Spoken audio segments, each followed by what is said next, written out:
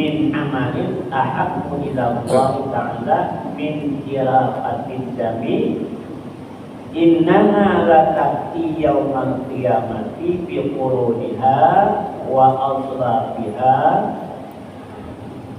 wa inna dama la yaqa'u bi minallahi bi makanin qabla ayyaqa'a 'alal ardi faqayyibu biha nafsa. Yang artinya tiada ada amal sekalian, amal ibadah seorang anak Adam pada hari raya Idul Adha itu yang lebih disenangi oleh Allah daripada pemotongan hewan kurban. Jadi hukumnya maka hukumnya sunat muakkad, yang dikeluarkan. Amal ibadah yang paling disenangi oleh Allah pada hari raya Idul Adha itu tidak ada yang melebihi daripada pemotongan hewan kurban. Kemudian innaha latati yaumal qiyamah bi quruniha, sesungguhnya hewan kurban itu akan datang pada hari kiamat nanti lengkap dengan biquruniha, dengan tanduk-tanduknya. Yang bertanduknya ada apa sih? Ada di bangku wanita bertanduk, kalau dari asal ada bertanduk. Wa aslafiha, kukunya juga lengkap. Sesungguhnya wa inna dama la, sesungguhnya darah hewan kurban itu akan jatuh di sisi Allah. Sesungguhnya darahnya hewan kurban itu jatuh di sisi Allah pada suatu tempat kemuliaan dahulu daripada bahwa jatuh ia ke bumi. Artinya belum lagi jatuh darah hewan kurban itu ketika pemotongan ke bumi sudah diterima oleh Allah Subhanahu wa Ta'ala. Oleh karena itu, faqayyibu biha nafsahu, maka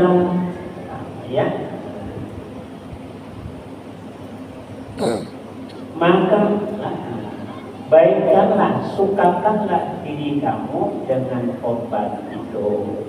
Sukakanlah, cintailah penyembelihan hewan korban itu. Ini dalam satu hadis.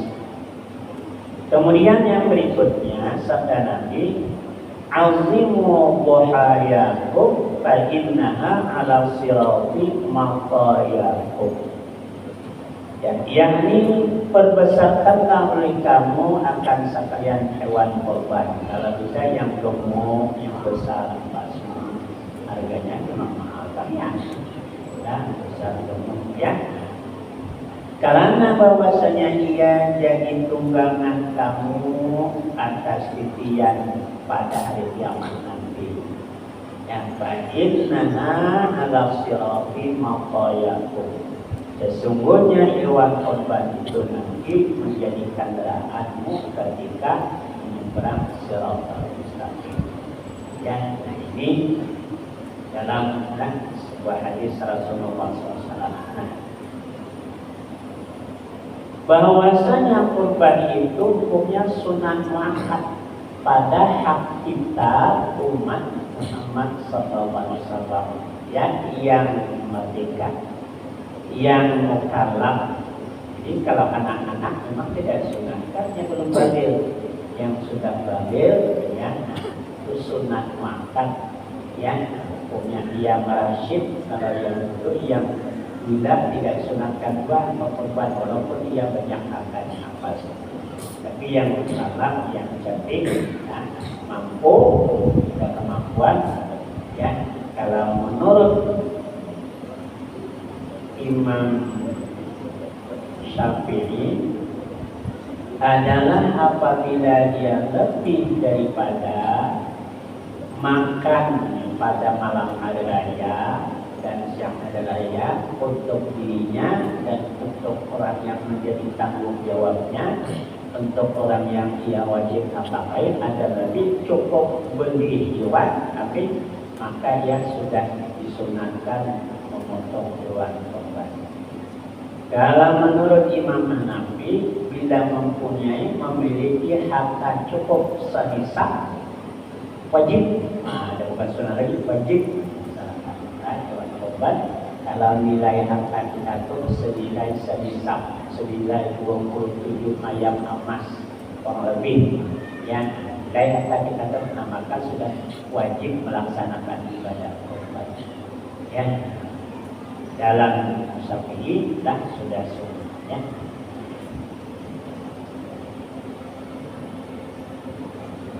Dan wajib korban itu atas Nabi kita Muhammad Sallallahu Alaihi Wasallam khusus ya. Jadi kalau kita sunat muakkad, tapi kalau Rasulullah wajib. Sebagaimana sabda Rasulullah, umirtu bin nahri wa huwa sunnatul lakum. Aku diperintah menyembelih hewan kurban dan dia adalah sunat bagi kamu, yakni umat Rasulullah SAW. Sunatnya sunat muakkad. Bukan sekali seumur hidup, setiap tahun kalau mampu, setiap tahun. Ya, dan kalau akikah, ya akikah cukup sekali. Tapi kalau kurban bagi yang mampu itu setiap tahun. Kalau ya aku sudah tahun tadi berkorban, tahun ini lagi maksudnya, tapi mampu apakah tetap disunatkan. Ya. Yakni disuruhkan Allah Ta'ala akan aku berkorban dan dia sunat bagi kamu. Demikian hadis riwayat Tirmidzi. Di hadis lain juga sabda Rasulullah SAW, kutiba alayyan nahru wa laysa biwajibin alaikum. Yakni diwajibkan atasku berkorban dan tiada wajib ia atas kamu. Hadis riwayat Al-Bukhari. Jadi kita punya sunat makannya bagi kita yang punya kemampuan. Dan adalah korban itu di samping sunat muakkad, sunat kifayah. Sunat kifayah, ya, sunat kifayah, ya. Sunat kifayah, ya, bagi seorang jika ada baginya berbilang ahli bait. Dan jika tiada berbilang ahli bait, maka itu sunat ain. Umpamanya kalau di rumah tadi kita ada dalam satu keluarga, ya, ada orang berlima, misalnya yang mampu, yang sudah mukallaf, sunat kelima-limanya melaksanakan ibadah korban. Tapi apabila melaksanakan satu daripada yang lima itu, maka gugurlah kesunatan yang lain. Namun pahala tetap yang satu itu yang lain tidak dapat sama dengan salat naiknya. Salat naik wajib juga, ya, melaksanakan salat naik. Tapi kalau sudah ada dilaksanakan oleh sebagian, maka yang lainnya gugurlah kewajiban. Ada ini sunat. Tapi kalau dalam rumah itu hanya seorang diri, apalah keluarga, pastinya seorang diri, ia bukan sunat kita yang sunat ain, karena dia sendirian. Artinya sunat setiap pribadi dalam satu keluarga itu. Nah, ini yang dimaksudkan sunat. Sini ada pendapat macam-macam, ya. Yang masalah keluarga tadi, ya, adalah korban itu sunat kifayah bagi seorang jika ada baginya berbilang ahli bait. Dan jika tiada berbilang ahli bait, maka yaitu sunat ain. Dan makruh meninggalkan korban karena ikhtilaf ulama pada wajibnya. Bagi yang sudah kemampuan, dia makruh meninggalkan. Ya, karena ikhtilaf ulama pada wajibnya. Ada yang mengatakan wajib seperti Imam Hanafi bila cukup selisap hartanya, bila bernilai selisap wajib dia melaksanakan penyembelihan korban. Kalau Imam Syafi'i dia sunat tapi sunat muakkad. Maka dari karena ini adalah korban itu terafdal daripada sedekah biasa.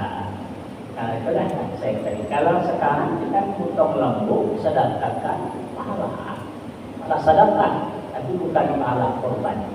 Ya, kalau hari raya Idul Adha atau hari tasyrik, kalau nyembelih biasa sama aja, bukan diniatkan korban puasanya. Ya.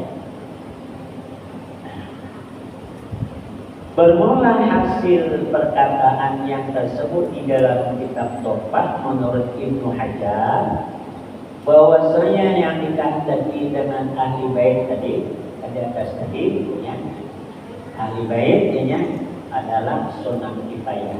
Ini berbeda-beda pendapat tentang ahli baitnya. Pada bab kurbannya, yang dikehendaki dengan ahli bait pada bab kurban itu ada tiga pendapat. Tiga pendapat yang sunat kifayah. Yang pertama, yang dikehendaki dengan ahli bait di sini seperti yang dikehendaki dengan yang pada bab wakaf, yaitu segala kerabatnya daripada laki-laki dan perempuan yang masuk dalam kerabat itu, walaupun rumahnya berlain, tidak satu rumah, tapi dalam kerabatnya apa sebenarnya, yaitulah yang muafakat dengan perkataan yang telah terdahulu, bahwasanya ahli bait yang berbilang mereka itu adalah korban itu sunat kifayah. Jadi dalam keluarga itu, sekeluarga itu, kalau ada orang 10 apa semuanya yang mukallaf disunatkan 10-nya. Tapi bila dilaksanakan oleh satu orang, tuntutan sunat yang lain itu gugur kemakruhan yang lain itu.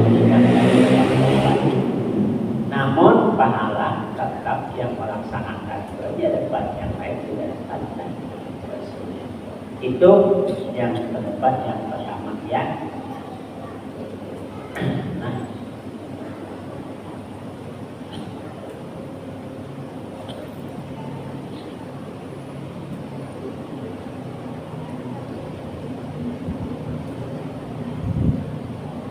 bukan hasil pahalanya ya. Bagi orang yang tidak mengerjakan dia ya, adalah bandingnya seperti sembahyang jenazah juga. Nah, maka barang siapa yang berkorban dengan seekor kambing, jatuhlah korbannya itu untuklah itu bagi dirinya, dan hasilnya pahalanya bagi dirinya juga.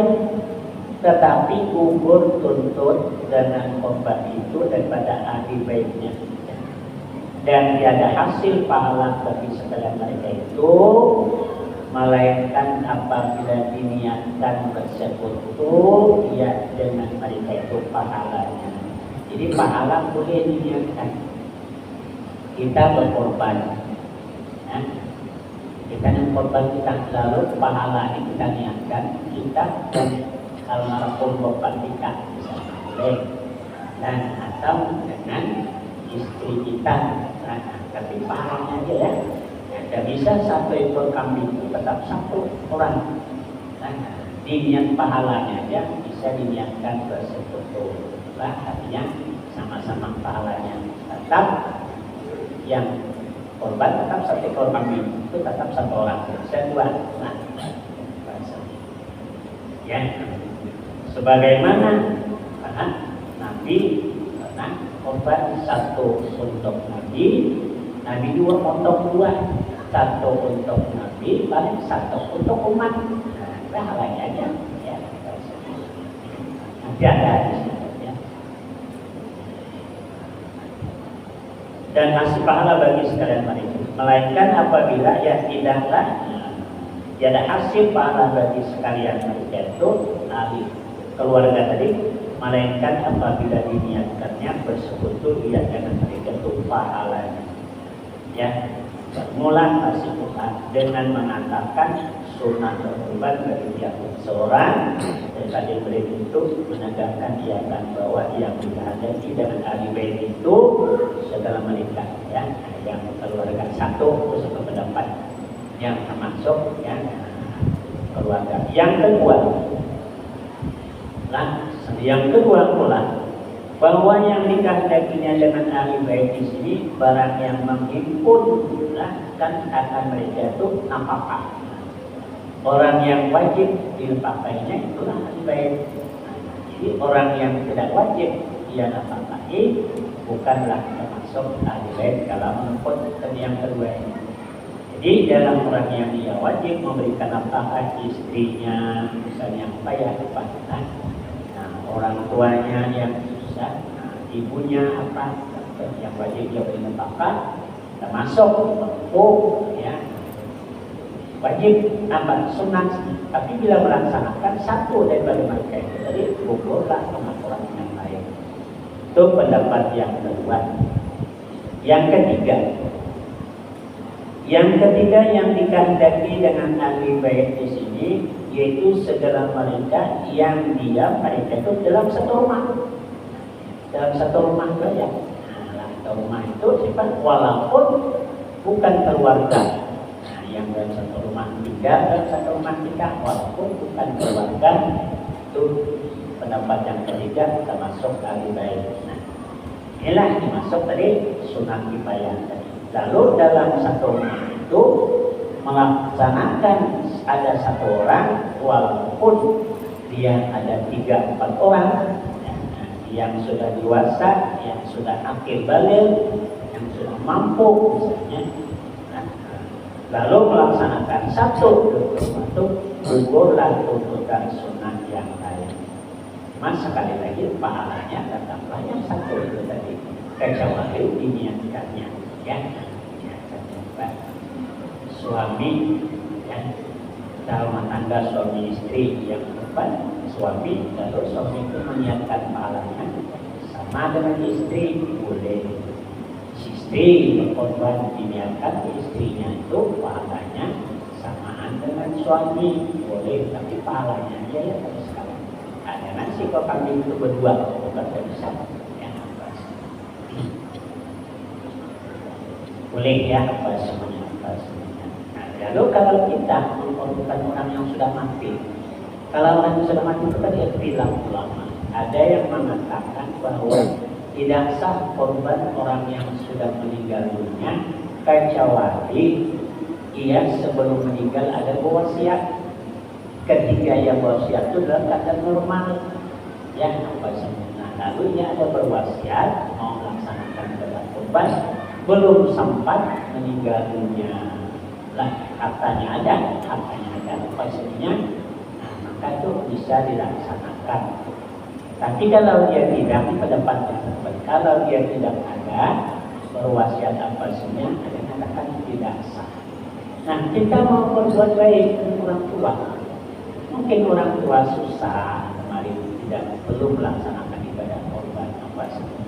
Lalu kita nah kita yang berkorban, niatkan pahalanya untuk orang tua boleh yang korban atas nama kita, tapi pahalanya untuk orang tua yang sudah meninggal dulu atau untuk kita bersama dan orang tua kita bisa juga ya. Tapi ada lagi pendapat boleh aja korban untuk orang yang sudah meninggal dunia walaupun dia tidak ada berwasiat waktu hidupnya boleh ya, boleh saja. Nah, korban untuk siapa nih? Potong kambing, korban untuk siapa? Untuk orang tua yang sudah meninggal dunia. Ya, adakah dia puasa tidak apa? Pendapat yang kedua boleh saja. Tapi ada satu, kita yang mengeluarkan uangnya kita kan, saya beli kambing untuk korban, untuk nama langsung nama orang tua boleh apa? Boleh aja pendapat yang kedua. Cuma saya tidak boleh makan dagingnya. Yang saya tidak boleh sama ada wasiat atau tidak, saya tidak boleh makan daging. Yang korban itu. Nah ini yang kadang-kadang kita berdua makan puasa. sedangkan beli kambingnya kita maksudnya lalu kita berkorban untuk orang tua. Sama adanya wasiat atau tidak, menurut ulama itu kita yang tidak boleh memakan, wajib disedekahkan semuanya, dia tidak boleh memakan dan kita yang memilih nafas. Tapi kalau yang kita mengorbankan dari korban sunat, kita lalu pahalanya kita niatkan kesamaan, itu boleh saja kita makan dagingnya apa sedikit ya.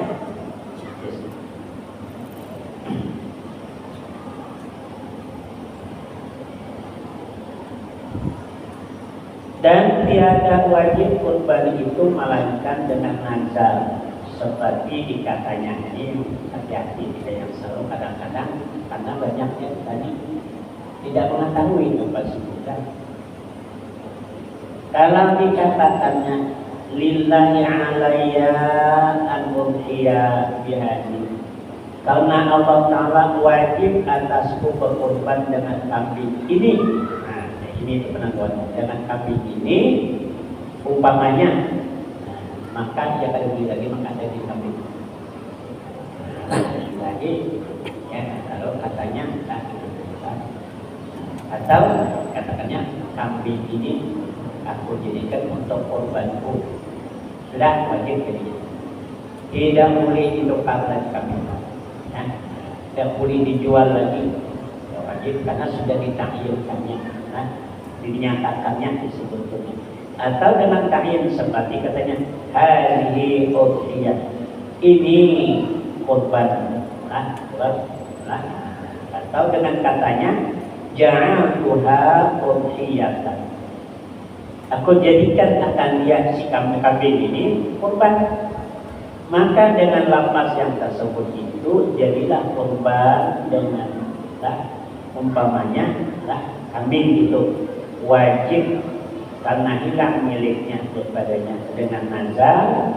Dinazarkannya itu sudah hilang, artinya sudah menjadi milik orang miskin. Nah, dan dengan ta'yin, maka wajib atasnya menyembelih dia dan tiada boleh baginya untuk ditukarkannya atau umpama dijualnya digantinya dengan yang lain, tidak bisa ya, digantikan dengan yang lain. Dan jikalau yang terlebih baik daripadanya sekalipun tidak bisa lagi karena sudah ditakyirkan.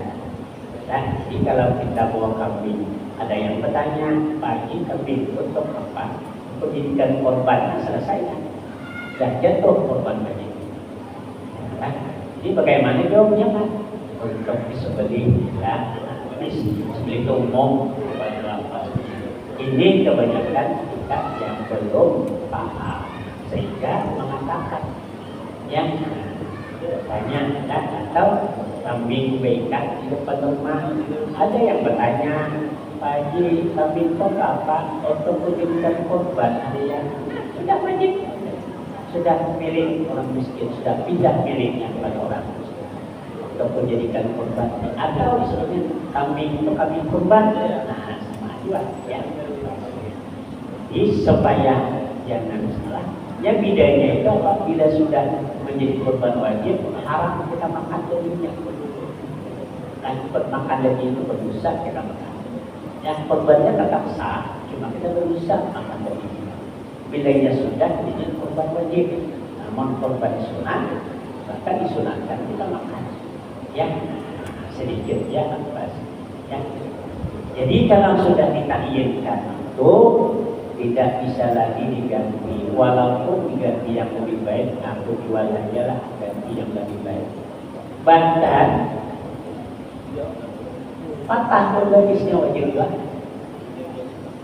wajib disedekahkan, dipotong disedekahkan, cuma tidak jadi korban. Korbannya kenapa? Cacat patah organisnya, lah cacat. Cuma tetap dagingnya wajib disedekahkan karena sudah ditakyirkan. Ya. Lain apa katanya lah, wajib atasnya menyembelih dia dan tiada boleh dan harus baginya mentasarufkan dia dengan umpama dijual atau digantikannya dengan yang lain, dan jikalau dengan yang terlebih baik daripadanya sekalipun.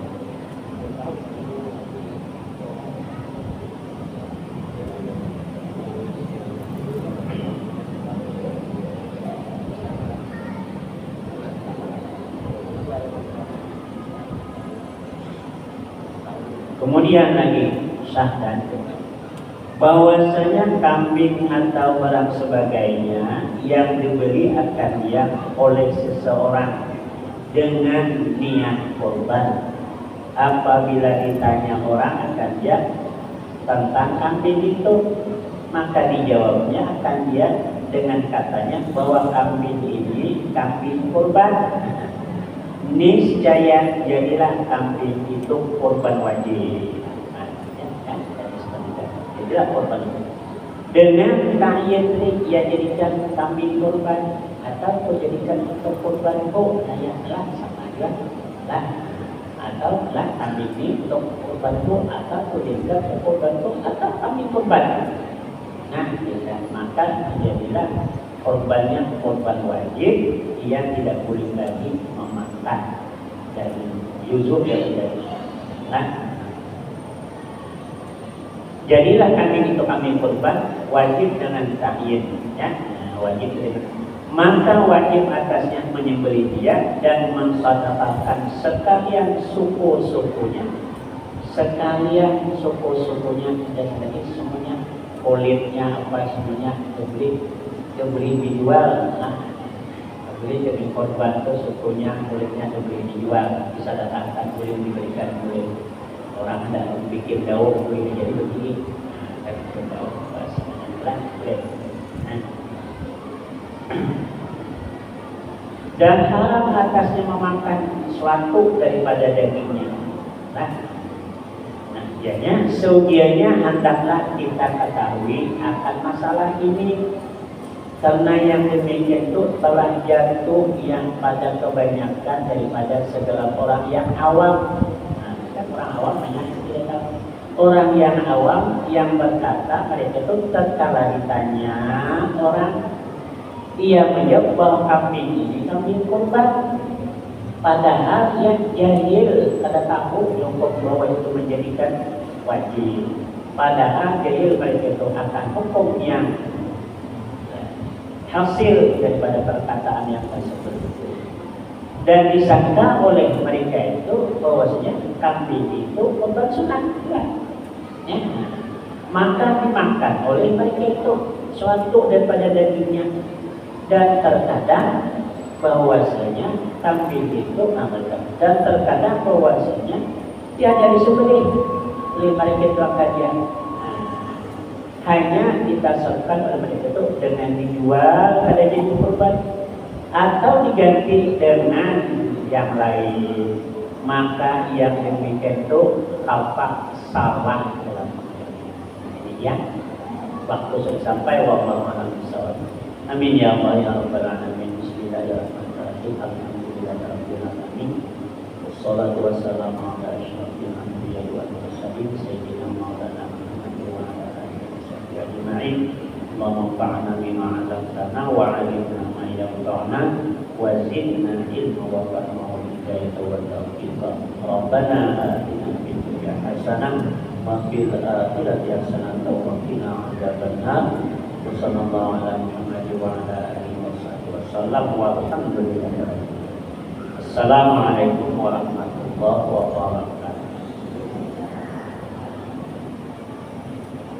wabarakatuh.